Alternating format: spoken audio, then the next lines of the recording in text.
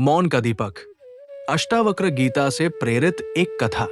एक बार एक युवा साधक दूर पर्वतों के बीच रहने वाले एक वृद्ध ऋषि के पास पहुंचा। उसकी आंखों में बेचैनी थी, मन में हजारों प्रश्न और हृदय में शांति की तीव्र खोज। उसने ऋषि से कहा, गुरुदेव, मैंने अनेक ग्रंथ पढ़े, तीर्थ किए, मंत्र जपे, फिर भी भीतर का संघर्ष समाप्त नहीं होता। मुझे मुक्ति का मार्ग बताइए। ऋषि मुस्कुराए। उन्होंने कोई उत्तर नहीं दिया, बस उसे अपने साथ नदी किनारे ले गए। संध्या उतर रही थी। आकाश में सूर्य धीरे धीरे विलीन हो रहा था। नदी शांत थी, मानो स्वयं ध्यान में बैठी हो।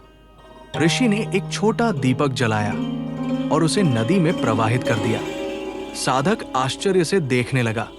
कुछ देर बाद उसने पूछा, गुरुदेव, इसका क्या अर्थ है? ऋषि बोले, ये दीपक तुम्हारा मन है। जब तक ये स्वयं को नदी की लहरों से लड़ाता रहेगा, तब तक डगमगाता रहेगा। लेकिन जिस क्षण ये स्वयं को जल की धारा को समर्पित कर देता है, उसी क्षण उसकी लौ स्थिर हो जाती है।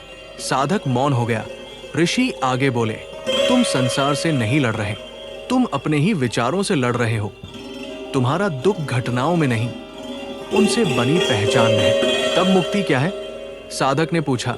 ऋषि ने नदी की ओर देखते हुए कहा, जब तुम ये जान लेते हो कि तुम नदी में बहता दीपक नहीं, बल्कि वो मौन हो जो नदी, दीपक और लहर तीनों को देख रहा है, वहीं से मुक्ति प्रारंभ होती है। उस रात साधक पहली बार बिना किसी प्रश्न के बैठा रहा। न कोई मंत्र, न कोई प्रार्थना, न कोई संघर्ष, केवल मौन।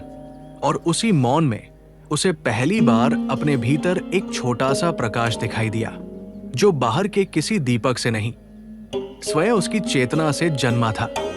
हर हर महादेव। धन्यवाद।